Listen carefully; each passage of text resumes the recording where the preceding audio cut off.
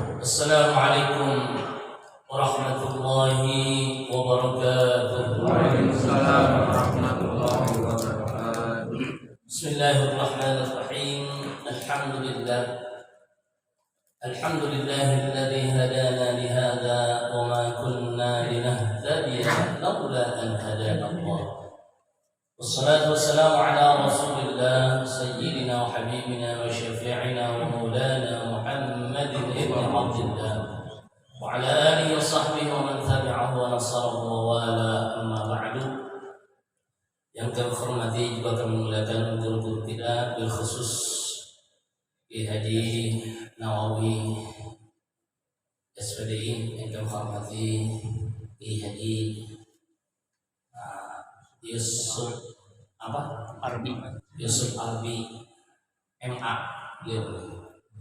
yang hormati Ki Haji Hafzillah Haji Saleh, Ki Haji Mahmud Fauzi, Ustaz Fanji, dan juga para kiai yang lainnya, juga para ketua DKM dan juga para pengurus yang lainnya, bil khusus Bapak Ustaz Bajuli Samad, alhamdulillah, juga para tokoh masyarakat, para alim ulama yang lainnya, yang mohon maaf tidak kami sebutkan satu persatu nama sedikit pun. Kami tidak mengurangi rasa hormat dan ta'zim kami kepada para guru, para asatidz, para hujjah, dan para orang tua serta para masyarakat yang lainnya.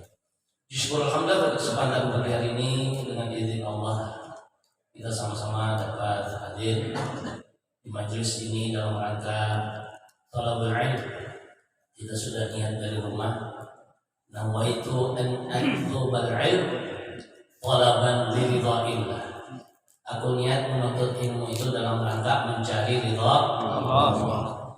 Jangan sampai ada niatan kita nyari ilmu biar supaya entar kalau debat sama teman gua menang. Ini kadang-kadang ada gitu tuh. Ya, niatnya nyari ilmu supaya kalau debat sama teman menang. Ya.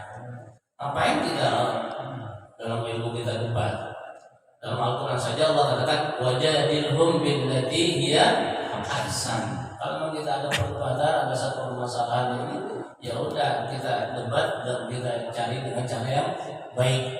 Bahkan dalam Al-Quran Allah katakan juga, ya artinya kalau memang ada perbedaan di antara kita kembalikan pada Allah dan Rasul. Artinya mas sekalian kamu hormati, tadi kita cukup banyak telah mendengarkan nasihat dari guru kita Kiai Haji Yusuf Arbi. Saya juga ketinggalan ya, karena harus ngisi dulu di musola yang biasa saya isi. Nah, untuk melanjutkan tadi beliau bilang untuk melanjutkan materi, padahal ya beliau ini jauh banget sudah lebih sempurna bimbingannya daripada bimbingan saya, ya jauh lebih sempurna karena beliau lebih pakarnya. Artinya sekarang kamu hormati. Nah, tadi dikatakan bahwa Sayyidina Abu Bakar As-Siddiq mengimami para sahabat itu juga sama Rasulullah ada berapa kali? 17 kali. Berarti ini menandakan bahwa salat yang kita tunaikan berapa rakaat? 17 rakaat saat semalam. Ya. Nah, dengan hal itulah juga menjadi alasan Abu Bakar ini dipilih sebagai khalifah Rasul, sebagai pengganti Rasulullah. Karenanya kita ketahui dalam satu sejarah, dalam satu ini ya, istiwa bahwa Rasulullah ketika itu meninggal di hari Isnin, wafatnya apa? Di makamnya hari apa? Hari Rabu pagi menjelang subuh baru dimakamkan, dikuburkan. Kenapa demikian bisa ditunda-tunda? Padahal dalam hadis dikatakan ketika ada jenazah harus segera diurus. Ya. Nah, ini dalam rangka mencari siapa khalifah Rasulullah. Nah, kalau kita salat tarawih ada tuh bila mengatakan khalifah Rasulullah Sayyidina Abu Bakar As-Siddiq radhiyallahu anhu. Ada yang mengatakan fardu'an, ada yang mengatakan radhiyallahu anhu. Itu asalnya anhu. Jadi an. Soalnya ada an, ya, anhu. Radhiyallahu anhu itu radhiya jadi fi'il madhi du'aiyah. Radhiyallahu anhu, semoga Allah meridai padanya. Nah, sebetulnya yang gelar khalifah itu adalah sahabat Abu Bakar. Yang lainnya gelarnya apa? Dari mulai Umar, Amiril Mukminin. Gitu. Makanya boleh juga ketika kita bilang itu ketika setelah Abu Bakar kita katakan Amirul Mukminin Sayyidina Umar bin Khattab radhiyallahu anhu. Gitu, ya. Terus Amirul Mukminin Sayyidina Utsman bin Affan radhiyallahu anhu. Kemudian Amirul Mukminin Sayyidina Ali bin Abi Thalib radhiyallahu anhu. Radhiyallahu anhu semua apa? Ucapkanlah kalian radhiyallahu anhu kepada khalifah-khalifah tersebut, ya. Kalau kita kan langsung aja Al-Khalifah Rasulullah sallallahu alaihi wasallam radhiyallahu anhu. Kita gitu sama enggak betul. Enggak ada sifat nyuruh membaca radhiyallahu anhu. Ini kadang-kadang ketika kita baca kayak gitu cuman Bilal doang yang baca. Kamu enggak ada yang nyambung. Padahal kita sambutannya apa? Radhiyallahu anhu. Terus apa kita katakan? Wa nafa'ana bihi wa nafa'ana bihi. Ya Allah, radhiyallahu anhu wa nafa'ana bihi fid din wad dunya wal akhirah. Kemudian Imam apa Bilal baca apa lagi? Fadlun min Allah ta'ala wa ni'mah. Kita teruskan. Wa maghfiratan wa rahmah ya tawwab ya wasi'al maghfirah ya arhamar rahimin. Baca itu baik Bilal maupun makmum. Kalau kebanyakan makmum dia Pak pada jiwa aja. Tujuannya baca kayak gitu tuh apa sih? Apa wajib? Apa sunnah? Apa? Ini tujuannya untuk apa? Syiar.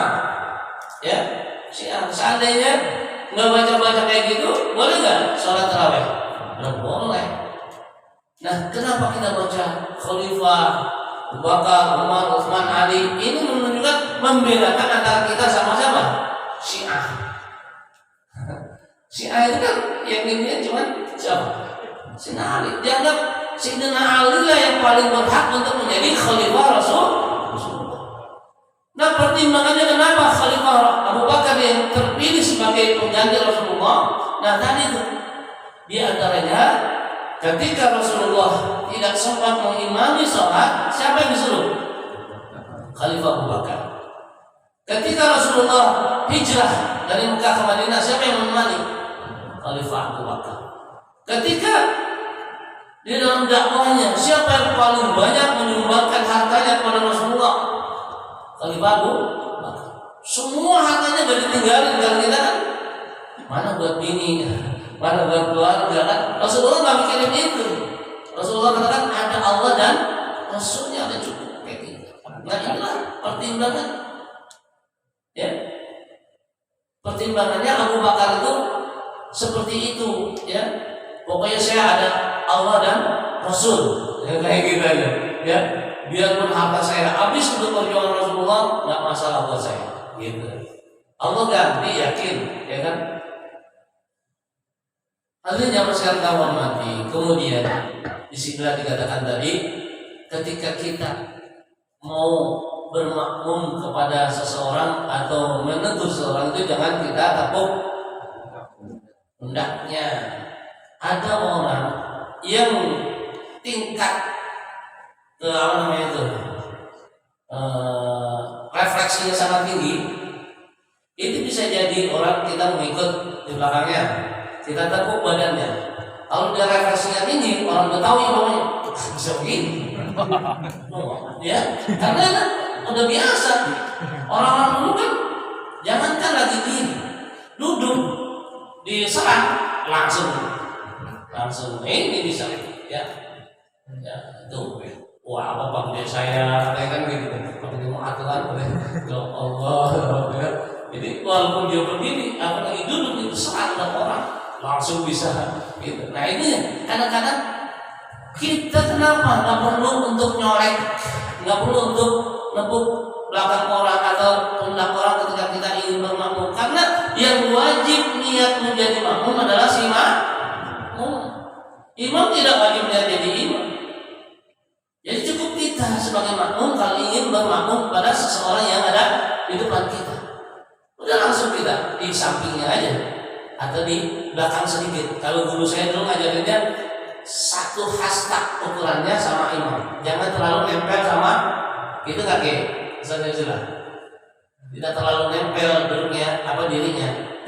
Karena kalau saya perhatikan, mohon maaf, ada teman kita memang ketika dia berdua, satu imam di sini, dia di sini, cuma sedikit bedanya, ya. Kemudian datang orang yang ingin bermakmum. Sebetulnya orang yang bermakmum lagi kedua nih cukup di belakang imam dia, ya, nggak usah nyolek temannya. Ini karena bicara temannya, jadi dia mundur. Padahal dengan dia ada di belakang ini, harusnya si makmum pertama ini tahu kalau ada teman, harus dia sejajarkan dengan dia. Makanya kalau dia di posisinya di samping persis imam, kadang-kadang bisa jadi dia lebih dahulu. Padahal syaratnya makmum itu harus lebih belakang sedikit dari imam. Begitu juga ketika kita akan menggantikan posisi imam, tidak harus kita ada di sana. Cukup lebih maju dari makmum sudah cukup. Ketika imam itu batal sholat, ya, terus dia ihdinas siratal mustaqim. Namanya nih, itu dia segera mundur dan yang di belakang maju. Apakah maju dia harus di posisi imam? Enggak usah. Entar boleh kita gerak lagi. Pertama dia gerak dulu, baru entar dia sini. Gitu. Begitu juga kalau kita posisinya satu hasta dari imam, itu cukup kita melangkah dengan ini. Kita main sini, imam di situ. Ya, ya. Kita tinggal gini. Ini saya perhatikan kadang-kadang giliran dicolek sama temennya, ya. Kebetulan imamnya jauh, dia posisi sini, ya. Jadi berkali-kali dalam mazhab Syafi'i di dalam kitab fikih dijelaskan salasu harakatin mutawaliyat mubtilus shalah. Bergerak 3 kali berturut-turut dapat membatalkan salat. Begitu juga orang yang mematikan HP, sebetulnya kalau nggak 3 kali bergerak berturut-turut nggak batal. Ketika ada bunyi HP berhenti, kita matikan bisa saja. Kita pertama kita ambil. Kalau saya nggak pakai gitu.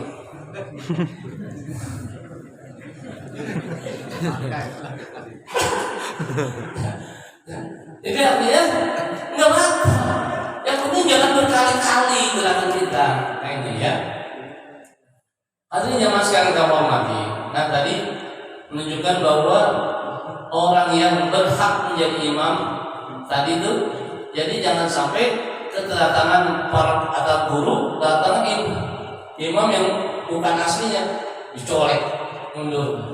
Dan ada juga orang kadang-kadang jadwal dia jadi imam, kemudian ada dia terlambat sedikit, kemudian ada makmum atau ada orang yang gak biasa imam maju, padahal bacaannya bagus semuanya. Udah biarin, jangan pakai dimarahin.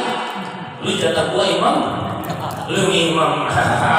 Jangan. Ya, imam itu emang enak kita jadi imam. Dalam satu hadis Rasulullah jelaskan, man amma qauman falyattaqillah. Siapa orang yang menjadi imam dalam satu kaum, falyattaqillah, hendaklah dia takut kepada Allah. Ya, takut kalau dia kurang baik bacaannya, takut kalau dia kurang khusyuk, takut kalau dia kurang rapi, takut kalau dia bacaannya banyak yang salah. Ada perasaan takutnya imam. Wal ya'lam annahu dhaminun, dan ketahuilah bahwasanya dia itu seorang imam sebagai dhamin, penjamin, penanggung. Mas'ulun lima dhamina, dia akan ditanyakan di hadapan Allah tentang kepenanggungannya. Enak nggak kira-kira kalau jadi imam? Sebetulnya nggak enak, enak aja jadi makmum. Nggak ada risiko. Imam dia bakal ditanya di hadapan Allah tentang kepenanggungannya, karena dia sebagai penjamin. Fa'in ahsan, kalau imam itu baik, lebih baik. Ahsan itu isim tafdhil daripada hasan, ya kan? Oke. Jadi kalau memang imam itu yang menjadi imam, ahsan, lebih baik. Baik itu lebih baik bacaannya dari makmum, lebih baik makhrajnya, lebih baik sikapnya, lebih baik pakaian dan sebagainya. Apa kata Rasulullah? Kana lahu mithlul ajri man shalla khalfahu. Maka bagi si imam itu mendapatkan pahala seperti yang didapatkan oleh orang yang ada di belakang. Berapa banyak makmum di belakang? Ada 100 orang, didapati itu pahala 100 orang itu oleh imam. Apa? Akan imam. Min ghairi ayyunqisa min ujurihim syai'an, tanpa sedikit pun mengurangi pahala orang yang ada di belakang itu. Fa'in ahsana, kalau memang dia imam itu lebih baik. Tapi kan kadang-kadang ada di belakang malah bacaannya fasih-fasih. Dia padahal bacaannya rusak, maju jadi imam. Ini. Makanya bahkan di dalam kitab fikih dijelaskan kita nggak boleh bermakmum sama yang imam yang ummi. Artinya bacaannya banyak yang rusak. Sebagai qari makmum sama ummi itu nggak boleh. Nah, tapi nggak sampai di situ hadis itu. Wa ma kana min naqsin fa huwa alayhi. Manakala ada kekurangan, maka itu tanggung si imam. Kekurangan apa? Kekurangan bagusnya bacaan imam, kurang fasihnya imam, kurang khusyuknya imam, atau mungkin mohon maaf, kalau ada seorang imam ternyata wudunya saja nggak sah. Imam dia wudunya aja udah nggak sah, dia sholat buat dirinya aja udah nggak sah, ternyata dia malah jadi imam. Kenapa imam ternyata wudunya nggak sah? Karena mungkin dia wudu, dia belum tahu tentang ilmu wudu. Ya, syarat rukunnya agak tahu, apa syaratnya wudu itu, mana rukun-rukun wudu itu, yang harus dibasuh mana saja, yang harus diusap mana saja. Dalam wudu itu ada yang wajib dibasuh, ada yang wajib diusap. Kalau kita lihat dalam Al-Quran atau katakan dalam surah apa? Allah firmankan surah Al-Maidah ayat 6 ya. A'udzubillahi minasyaitonir rajim.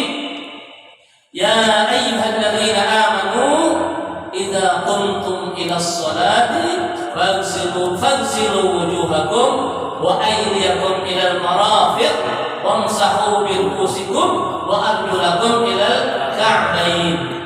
Wahai orang beriman, apabila kalian hendak mendirikan salat, maka basuhlah wajah kalian, basahin, basuh, ya. Nah, mana wajah? Wajah ini mulai dari ujung rambut ini sampai seluruh ini, sampai telinga sini, sampai bawah dagu. Ini wajib basah. Kalau cuma kita wudu, kira-kira sah nggak wudunya? Kagak.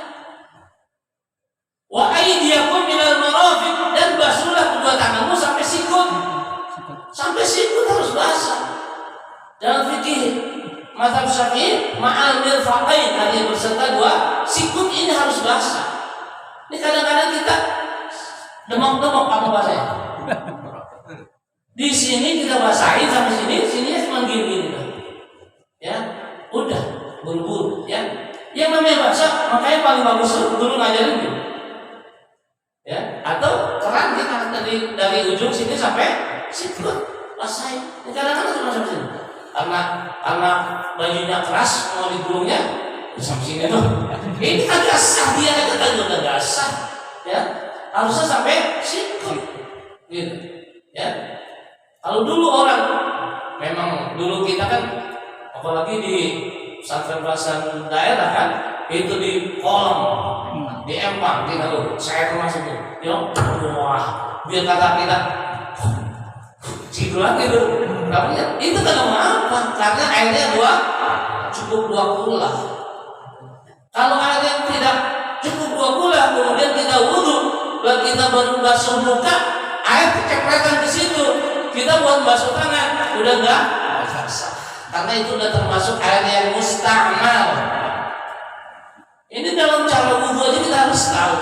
Begitu juga mandi junub, udah pakai ember sedikit, mandinya sembarang. Harusnya kalau mau pakai ember, kita ambil pakai cenduk, siramnya di situ.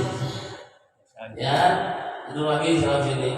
Jangan kita airnya cuma seember, cukup nggak 2 bola? Enggak. Ya.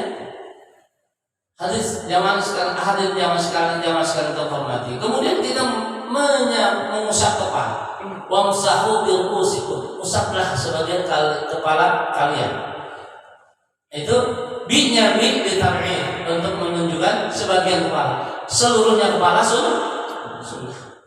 Ya. Nanti kadang-kadang mengusap kepala jidat yang dipopol. Itu banyak saya saksikan anak-anak teman-teman, mohon maaf ya. Saya kan di perusahaan, kadang-kadang teman-teman yang baru kerja tuh saya perhatikan lagi betul ya. Jadi jidat yang dipopol. Ya. Kemudian wa arjulakum ilal ka'bain, dan basuhlah 2 kakimu sampai mata kaki. Ya. 2 mata kaki. Ya. Artinya kita membasuh kaki sampai 2 mata kaki itu artinya ketika kita wudhu 2 mata kaki kita harus basah. Ini kadang-kadang tumitnya aja masih kering, cuma begini doang. Musafirnya aja pakai tangan dia males. Menggosok-gosok hukumnya sunnah. Kita biar tambah pahala. Ya. Kaki kanan tangan kiri, kaki kiri tangan kanan yang tegas. Ya.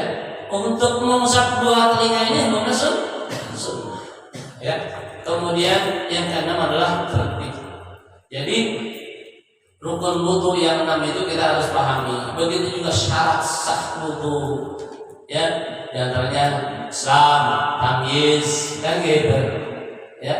Artinya kalau belum tamyiz berarti enggak sah wudunya. Kemudian ada yang begitu juga saya katakan tadi, dia belum mengerti tentang wudu udah jadi imam. Bacaannya sih udah bagus, fasih. Nah, inilah yang saya sampaikan pada kesempatan pagi ini. Hanya sedikit, sebetulnya nggak melanjutkan kiai tadi ya, jauh banget sama kiai ya.